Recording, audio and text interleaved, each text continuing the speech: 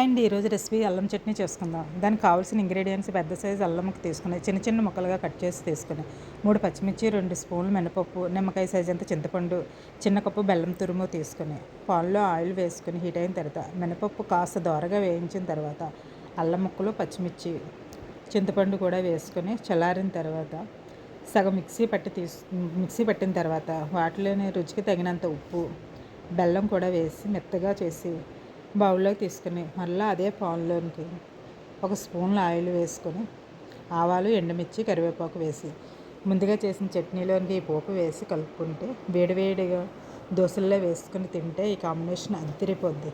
Rainy సీజన్లో జలుబు, fever ఉన్నప్పుడు వేడివేడిగా అల్లం పులుసు తీసుకుంటే నోటికి రుచితో పాటు హెల్త్ పరంగా కూడా మంచిది.